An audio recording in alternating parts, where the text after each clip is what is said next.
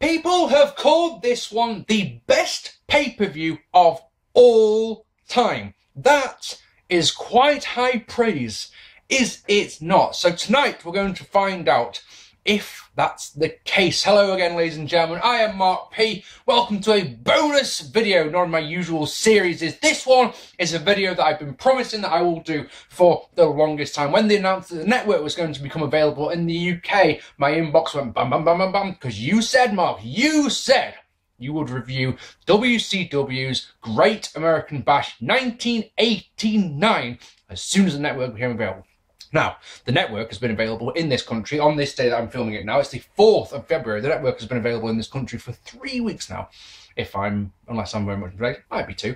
But yeah, quickly talk about the network. I, as you can probably imagine, as a wrestling fan, am loving it. I am absolutely loving the network. For me, I've got to say, I don't know if you like this. We'll talk about the network for 5 minutes and then we'll talk about the pay-per-view. I just want to talk about this because I was going to do 2 vids, wasn't I? I was going to do one, let's talk about the network, then this. But just bear with me for 5 minutes because I want to see what you think of the network as well. So, for me, I got the network, I opened it up, and went, right, what shall I watch? And just went,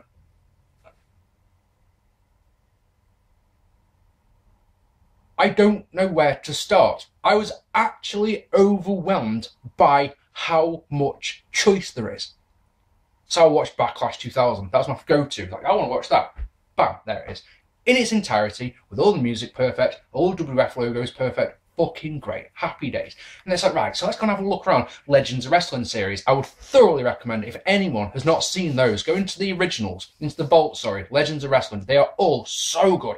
Watched a few of those, like, yes. But it's like, right, no, I need more. Let's see. Primetime Wrestling, there. Tuesday Night Titans, done. Like, loads of old Raws, Nitros, all the pay-per-views you can think of. Guy's car won't start. You know, everything that you could possibly want. And of course, in pay-per-views, in WCW, in 1989, is this one, the Great American Bash 1989. We'll talk about that in a moment. I've had a few issues, which we'll talk about in a second. We'll talk about now, actually.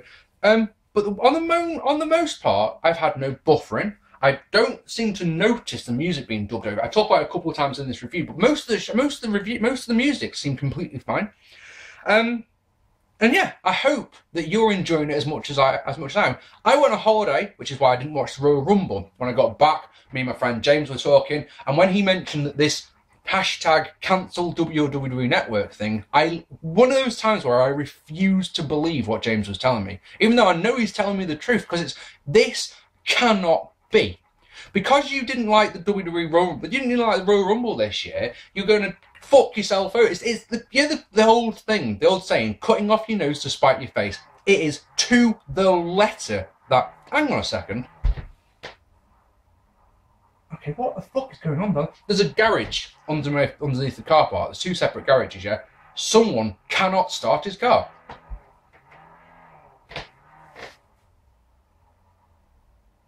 In your own time. If you didn't like the Rumble, don't watch the next pay-per-view. But if you cancel your network because of it, it's one of those, that's so daft. There's so much good content. There's so much stuff to watch. Me and my friend Royston are going to start watching and reviewing.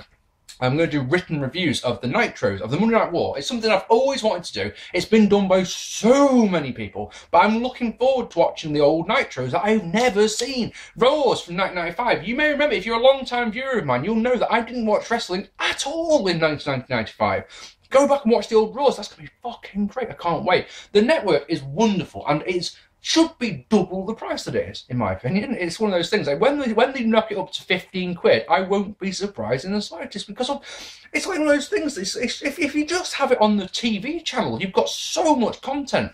But just be able to go, right, when you wake up in the morning, or when you get home from work of an evening, you just go, right, I want to watch this, and you go, bam. I think the worst problem with the network is there's too much. If anything, my friend Dan Agar said last night, because he said he wasn't going to get it, and then he got it, and I watched him when he loaded it for the first time, because I'm watching him on Skype, and his face is so much stuff.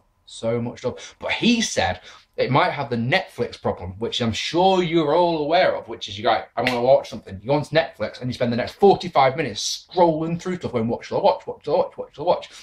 Network might have that problem. Anyway, This one is for my friend Joey Voss. He has been begging me for this show for years. In one of those interesting but annoying things, Joey promised me, right, if you do Great American Bash 89 as your first review, right, if you review that for me, I will pay your first month's network for you. So I'm expecting a £10 note to appear in my PayPal, and then they mention it. Oh, February's free. You're like, you can fuck off. So yeah, you got this one for free, Jerry. How's that sound? Glory days are here again. It's the 23rd of July, 1989. The WCW Great American Bash 1989. Its little subtitle is Glory Days. That's why I'm not ripping off the OSW, guys. That's just what it says. We are live at the Baltimore Arena in Baltimore, Maryland, longtime home of the Great American Bash, and there are 12,500 fans on hand. Jim Ross, and I'm sorry if I get this name wrong, but Bob Caudle on commentary. That's the only time I'm going to mention them, I reckon, throughout this show. They are wonderful on commentary. They don't over-exaggerate anything. Their commentary sounds great, and it's almost like you can just... It's just good commentary for me. Just goes with the flow. So you don't write anything on your notes like, oh, the commentary was good here. You just go, yeah, commentary was just there. You know, I think it's only when commentary's bad that you notice it. Does that make sense? Or when it's a particularly good call, you notice it. Does that make sense? Buyrate for this pay-per-view, a 1.5, which is 1,400 buys. Right? Sorry, 140,000 buys. That doesn't sound much, does it? Especially when you consider that SummerSlam 1989 from the WWF the following month did 600,000 buys. Anyway, should we get on with this one? Lots to talk about. So, Sid Vicious, Dan Spivey defeating Eddie Gilbert, Terry Gordy, Scott Hall, Bill Irwin, Brian Pillman, Ranger Ross, Mike Rotunda, Ron Simmons, Rick Steiner, Scott Steiner, Steve Williams, and Kevin Sullivan in a rubbish two-ring King of the Hill match. Where do we start here with this one? So, it goes like this. Each man that is in this match, all those ones I've just mentioned, have won. They did a series of battle royals, and each one of these men has won a battle royal. Now, you've got to be thinking to yourself, that I'm going to guess that some of these men may have been in like 5 or 6 battle royals before they finally won one. That's a bit strange, isn't it? You know that they won battle royals because each of them has a crown with them on the way to the ring. Because, now, anyway, 2 rings. Everyone starts in ring 1, and it's a standard battle royal, but you can't be thrown over the top rope on 3 sides of the ring. You can only be thrown over the top rope into the second ring, all right? Last man standing in the ring of ring 1, is the winner. The wrestlers chucked into a second ring, then start a second battle royal, but this one has the usual battle royal rules over the top rope and all that. Last man standing in that ring, okay, faces off the winner of ring 1. So you've got 2 guys facing off. Winner, that will be a normal match, and the winner receives $15,000. Okay, now I had to watch that. If that's confusing to you, all right, because I probably haven't explained it as well as I could. If that's confusing, I watched that 4 times. Watch the ring announcer tell me the rules, and I still haven't a fucking clue. Scott Hall's only pay-per-view appearance, if you're wondering, in the old NWAs. It won't be until Bash 91 that he makes his return. That's the Diamond Storder review I did recently.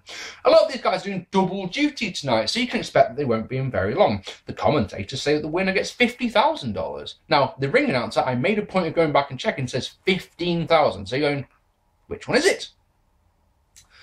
It's a battle royal, so you can imagine how it goes. But then it's one of those, oh, now I've got it around my notes. Now I'm confused, because I thought you all have to get dumped out the first ring, and then once the first ring's sorted out, you go into the second ring, you have the battle royal. No.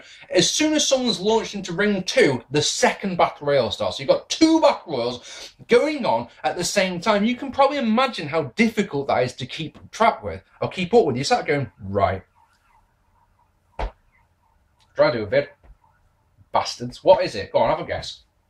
It's actually just gone past very, very fast. Ambulance it is. Well done.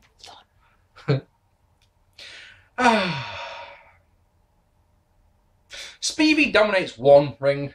Sid Vicious dominates the other. These two are tag team partners. They're called the Skyscrapers. So you sat there going, ooh, this one's going to be very interesting. The crowd are very hot for Sid Vicious. He last eliminated Brian Pillman to win ring 1. Speedy wins ring 2, last eliminating Dr. Death Steve Williams after Rotunda had tripped Steve. And the Skyscrapers explode! Oh, wait, no, they don't. Teddy Long, their manager, gets on the mic and says, look, fuck you. We're going to split the money. And that's that. The crowd boo to fuck. And this is fucking stupid because it means that this whole match has been a waste of time. You want to see the last two guys go at it, and they don't. So it actually hasn't got a finish. Now, Battle Royals are fucking shit at the best times. Do not like them at all. This was so confusing that if I have to give it a rating, I have to give it a dud. It's all good, though. Don't worry. In the back, fucking Gordon Soley is doing the backstage interviews. Straight away, I sit up and take notice. Let me tell you something, man. Gordon Soley is my fucking hero. He is the best ring announcer, the best commentator ever. He's the best backstage announcer ever, right?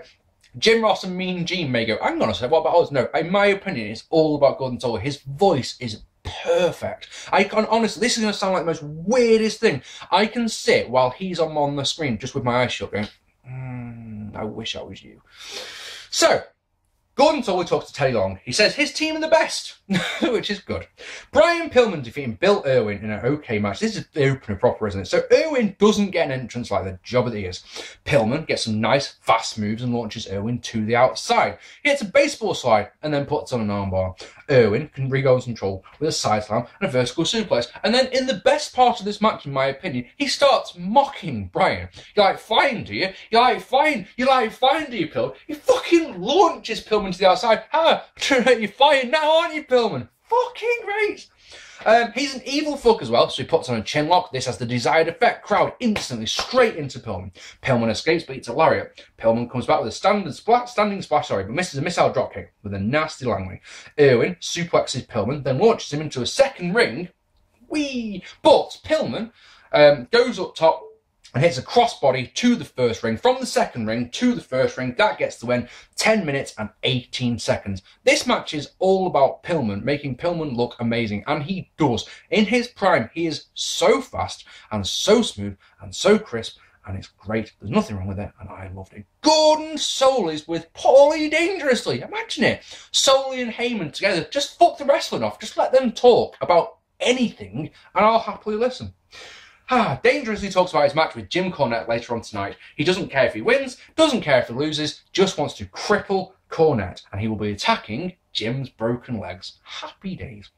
The Skyscrapers, which is Sid Vicious and Dan Spivey, as we know, defeating the Dynamic Dudes, which is Shane Douglas and Johnny Ace, in a poor match. I've got on my notes these two lines, okay, which is, oh my god, look at the dudes, clad in the most 90s gear, luminous colours, and they're armed with that oh-so-deadly weapon, the Frisbee.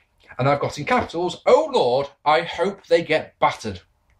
So, match takes place in Ring 2. Ring 1 was used for the opening contest. This one's been Ring 2. I guess they're going to alternate between the two.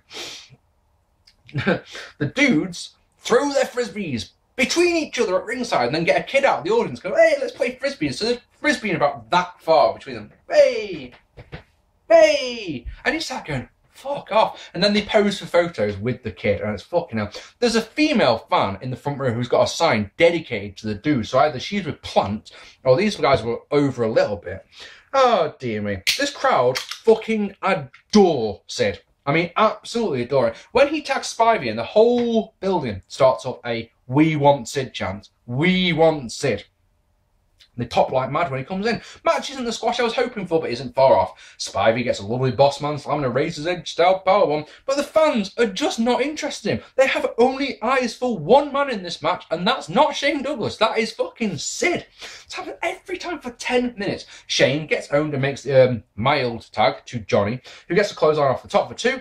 Turns into a brawl, but holy fuck, the finish is terrifying. Spivey picks Johnny Ace up to do a powerbomb and drops him right on the top of his look. As he's coming down, Ace just managed to tuck his head in at the last moment, but it looks Yeah, it was one of those slow motion moments where it looks like he's going to come down on top of his fucking noggin. It is scary. The match isn't good. They followed the generic tag team formula though, so I've got to give something for that. And also, the fans' reaction to Sid is incredible. Honestly, it's weird to watch. The dudes are fucking pants. The home video release of this, which is one of the reasons why I've always not done this, not reviewed this show, is 3 minutes long. The actual match was 10 minutes long. In the opening contest that went 10 minutes, they clipped it down to 2. It's one of those, that's a bit strange. Anyway, yeah, I bet on the home video release, this match made the Skyscrapers look like the absolute kings if it went 3 minutes, you know? So in the back, Gordon Soul is with fucking Jim Cornette. Again, I don't want to see any wrestling. I just want to see those two talk. Cornette talks about damaging his legs at Starrcade 86. We've all seen it. I've seen Cornette tell the story in person. It was a scaffold match. He was meant to drop off the scaffold and be caught by Big Bubba Rogers. Big Bubba didn't catch him. Cornette busted his legs good and proper. So, Cornette says, Paul can take out both of my legs, but I will crawl to get to you, Paul, and I'm doing this tonight for all the people who've ever wanted to whack Paulie Dangerous like fucking two guys. So next up, this was a big surprise, alright? So Jim Cornette defeating Paul E. Dangerously in a really good Tuxedo match. Really good. Strip your opponent to win. It's bra and panties for men, isn't it? Or something like that. These two do not get on in the real world and in the wrestling world. In the wrestling world, Paulie Dangerously has brought in his, oh, I will get this wrong, Midnight Express, Rock and Roll Express, one of them to counteract Jimmy Cornette's Rock and Roll Express. Let's go with that one. So, yeah, they've been feuding for a while, and of course, Heyman, Dangerously, is the manager of the Samoan Squat team, who, of course, are taking on the Midnight Express later on, I think. I'm getting confused already. If anyone cares to see it. Haha, Dangerously's music is a version of the Halloween theme. Fucking great. Cornette sounds like, Cornette's is the first one of this show where it sounds like it's been dubbed over, and the reason that is there's no commentary while he's doing his entrance, so you gotta go, that's not his original music, is it? It sounds like generic dance track 6, is the best way I can put it. With two non-workers, this was always going to be a bit of a comedy match, but Cornette gets Dangerously jacket off, but then walks into some powder. He attacks the knee with his phone. Fucking great. Which, being 1989, is fucking massive. So it's a hard, heavy weapon, whacking the injured knee with it. Fucking too right. Cornette sells it way more than I was expecting to. If you hate this guy, I didn't think he'd sell for him, but it's all about business, so they sell for each other brilliantly. It's great. I wish, I've actually got my notes here, the other wrestlers put as much thought into their match as these two did. Paul works the legs some more. Jim chokes with the tie, but he can barely stand, so Paul is able to stay in control. It's basic, but it's effective. He misses an elbow drop, and Cornette's come back with some punches that Paul sells like he's fucking Mr. Perfect, honestly. Paul tries the powder again, but it backfires on Cornette to strip the rest of the tuxedo off and to win the match at 6:28. Paulie Dangerously runs to the back in just his boxers, and the crowd were rabid throughout all of this. The psychology was great. Paul targeting the previous leg. Brilliant. This was so much better than it had any right to be. If you want to give this one 3 stars, please go ahead. Because it's one of those, look, this was fantastic. Absolutely fantastic. Gordon Solie is with Gary Hart. They talk about the TV title match and how amazing the Great Muta is, which is a fair thing to say, isn't it?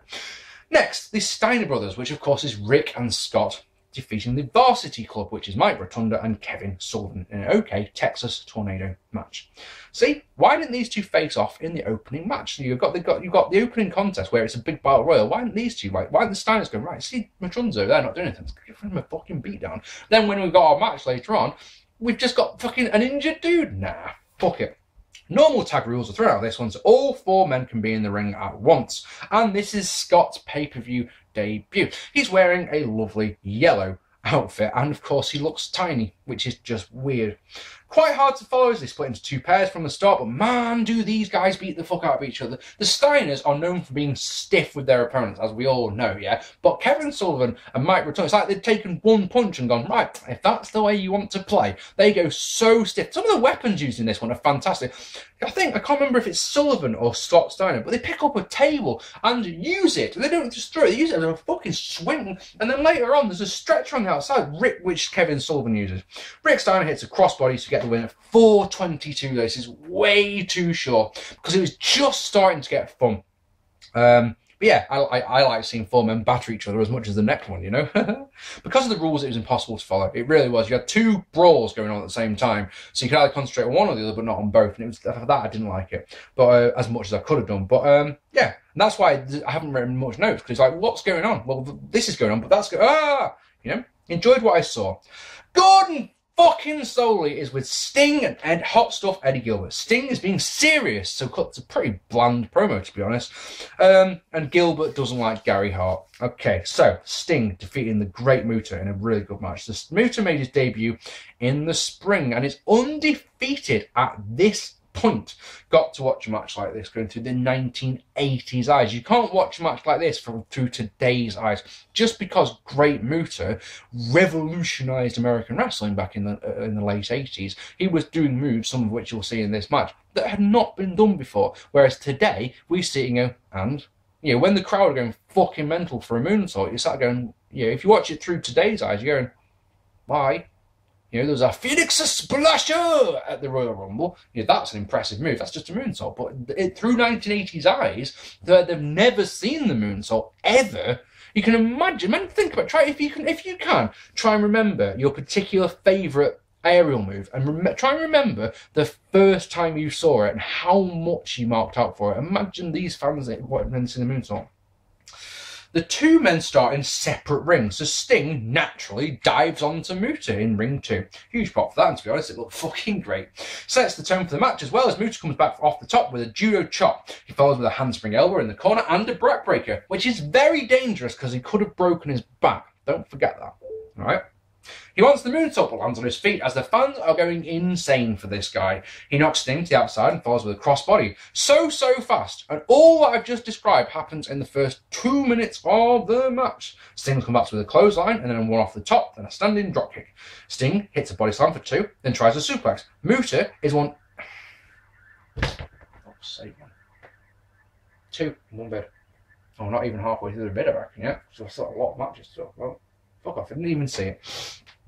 Yeah, Muta is one evil fucker, so he locks on a sleeper, which again has the desired effect. It gets the fans behind Sting instead of just sitting going, I don't care, like they do nowadays. He escapes and misses an elbow drop, so Muta hits an elbow of his own and gets to a chin lock because he's just that damn evil, damn it!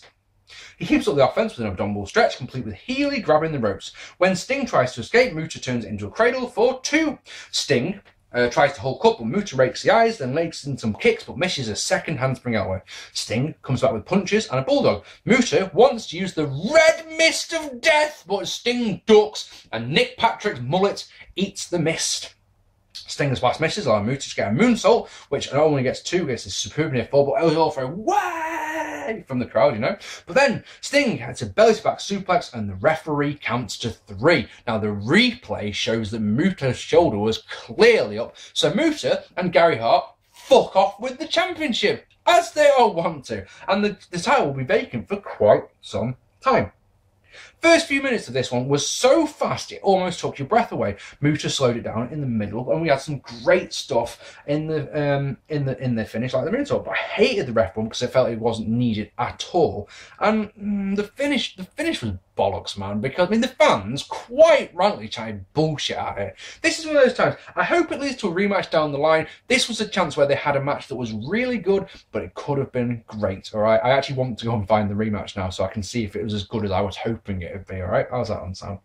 The main problem I have with this match, and the reason it only gets 3.5 stars from me, sorry, I've got really itchy nose again.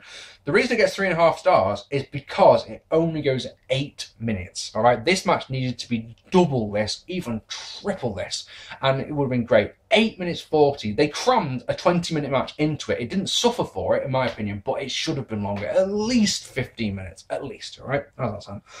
Gordon fucking Soley is with the United States champion Lex Luger. He demands that his match tonight is a regular match instead of the no disqualification match that it is meant to be. Next, Lex Luger defeating Ricky Steamboat in a really good match, folks. Trust me on this one. Luger turned heel on Steamboat about a month ago. He had made the save in a Steamboat versus Terry Funk match.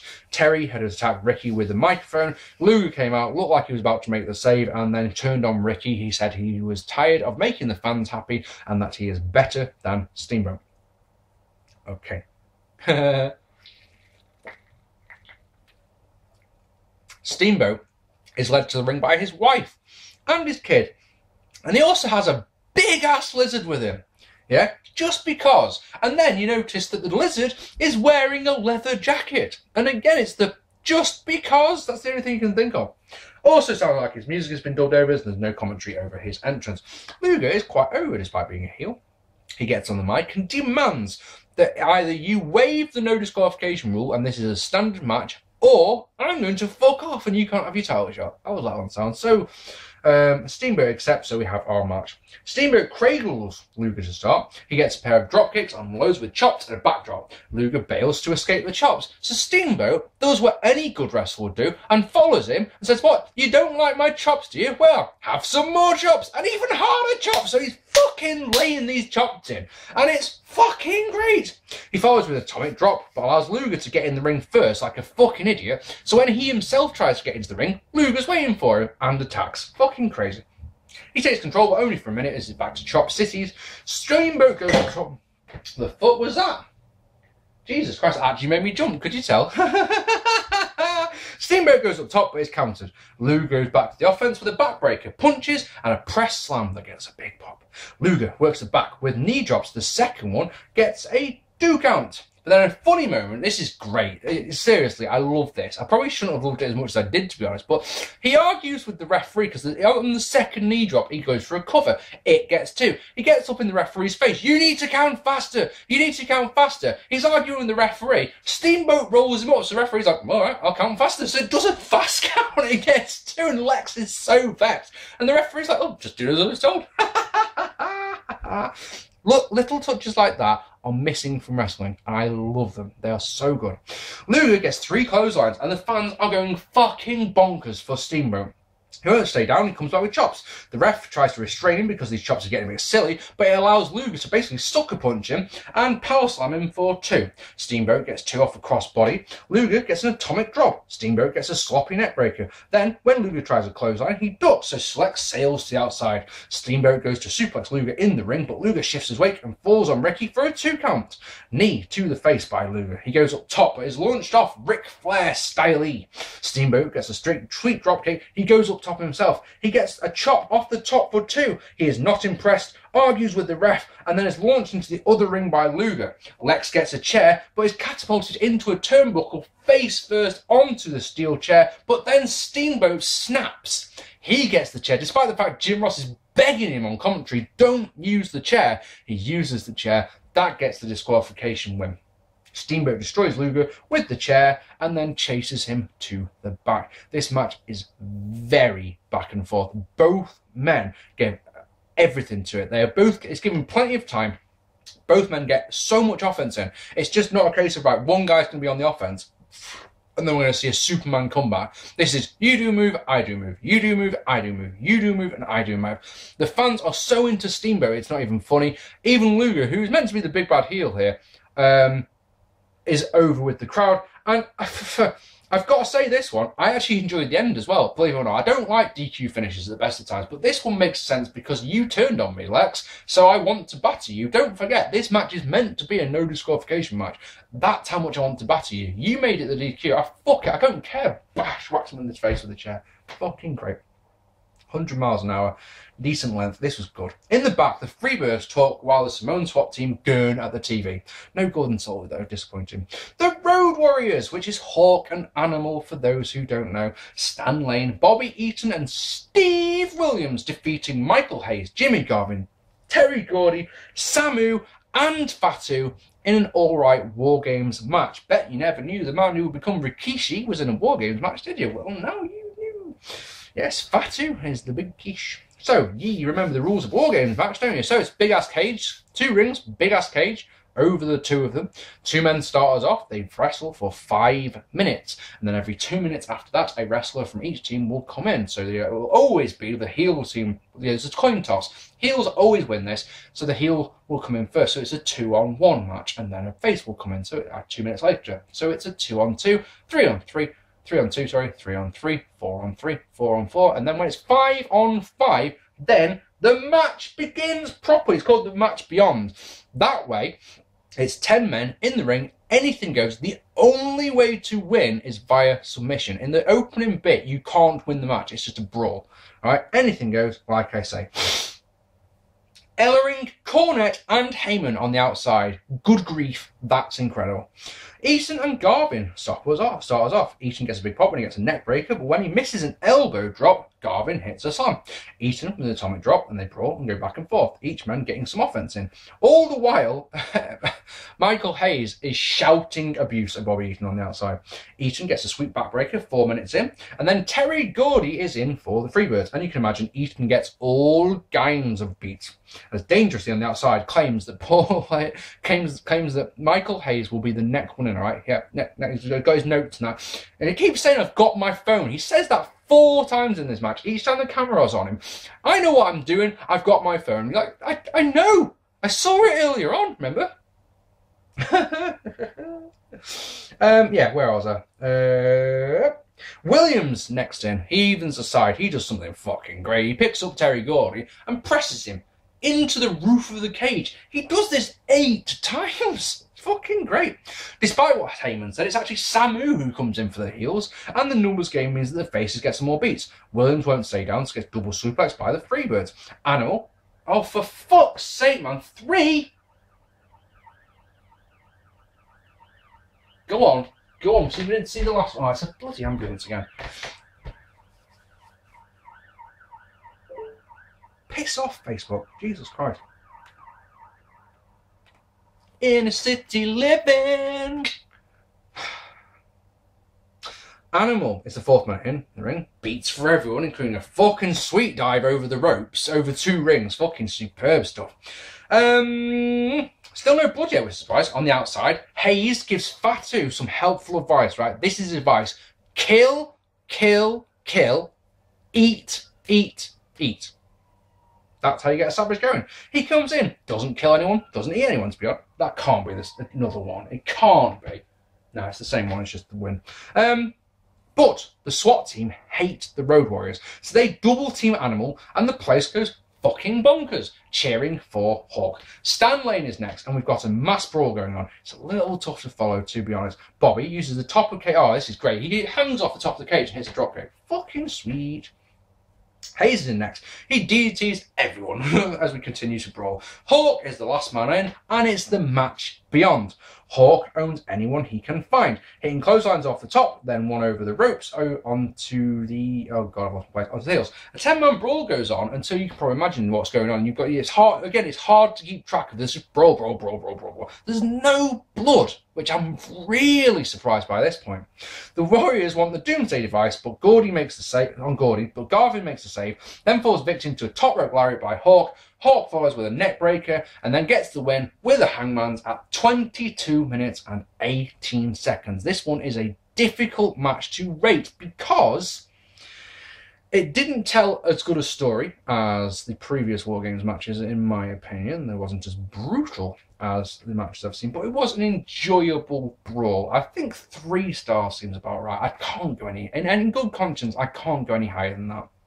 Okay, after the match, the heels wait until everyone has left the cage and then trap Animal in there and give him a good battering because they're heels and that's what they do. Fucking great.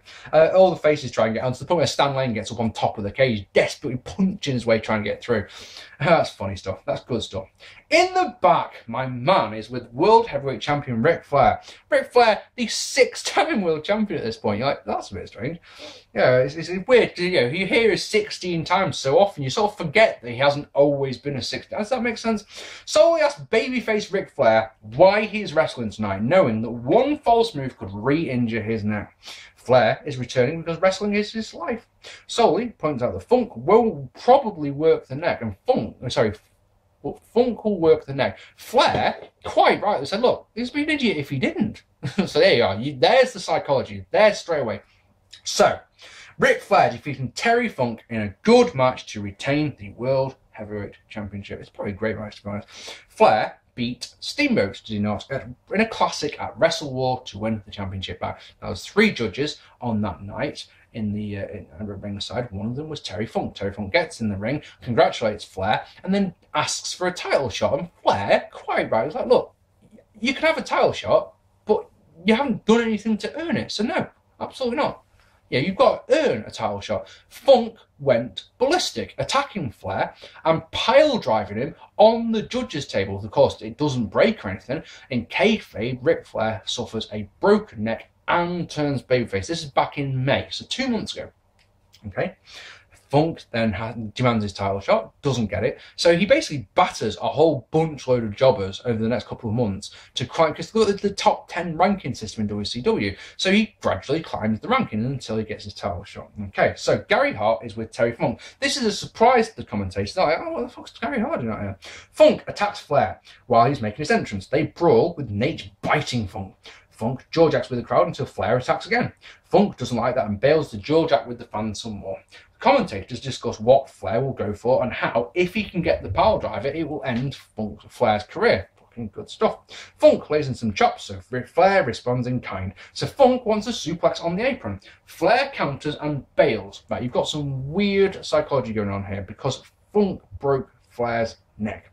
Surely he wants to batter Funk, and isn't at the moment. You're getting a wrestling match when you're expecting a street fight, I think is the problem here. Flair lays in some chops on the neck of Flair, nice. So he tries to suplex on the outside. Funk shifts his weight, so they hit the apron.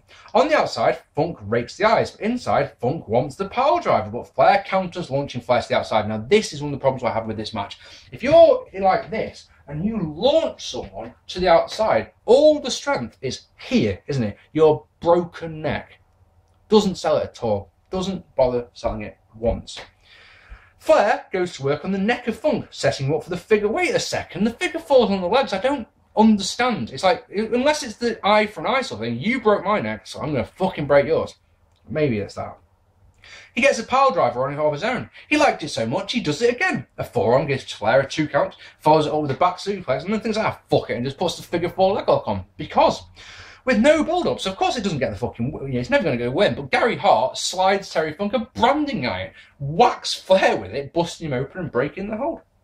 Flair hits the pile driver, but Flair's foot's on the ropes. Funk hits the pile driver. Flair gets the foot on the ropes. Funk pulls up with the mats on the outside. He chokes with a wrist tape, then attempts a pile driver on the steel concrete. Flair's able to counter with a backdrop. They go back inside where Funk gets a pair of net breakers, but Flair is able to get the iron, and for fuck's sake, you can't be serious, boys and girls. Really? This is the 4th one. And this isn't an ambulance. Check this shit out. I reckon that's a police car, because of how fast it's going.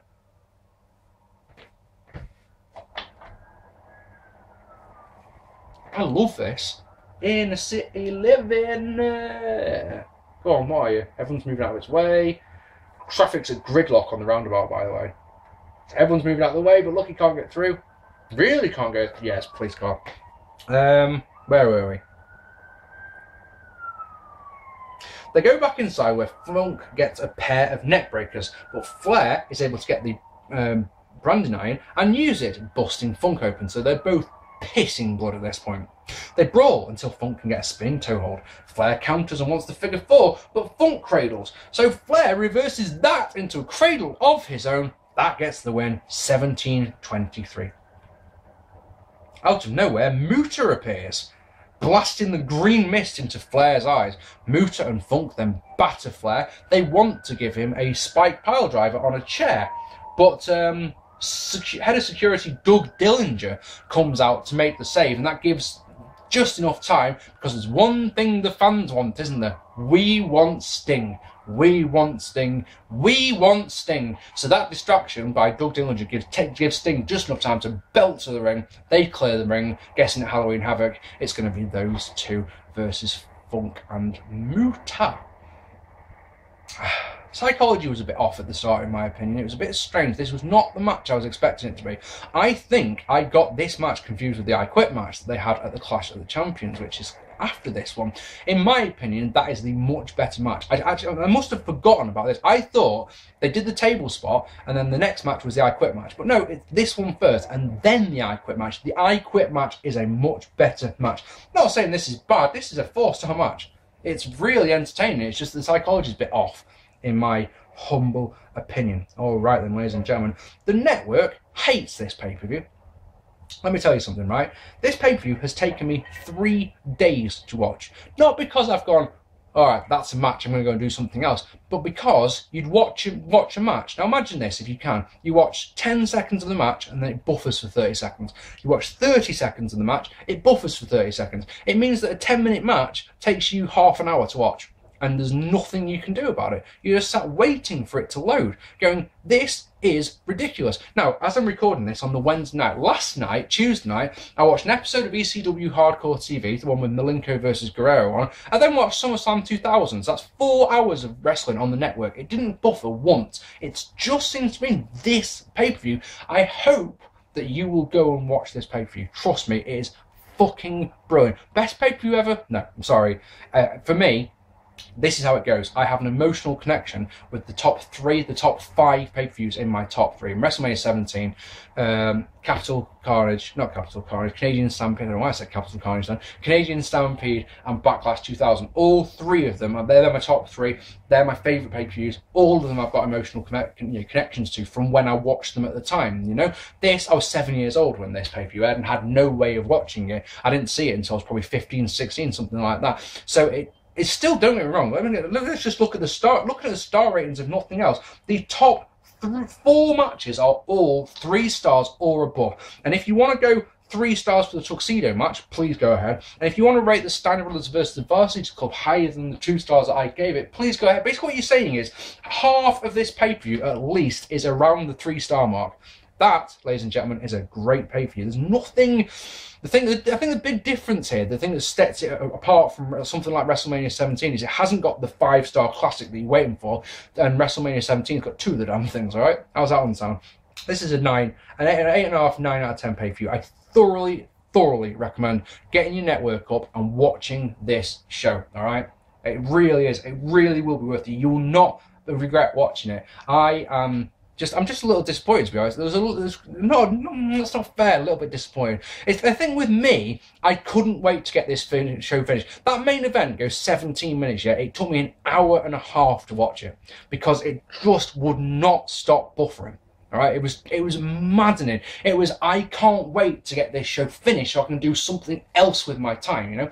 But, Jerry, I hope you've enjoyed this. I thoroughly recommend watching this pay-per-view. You will not be disappointed, especially the top 4 matches are all 3.5 or better.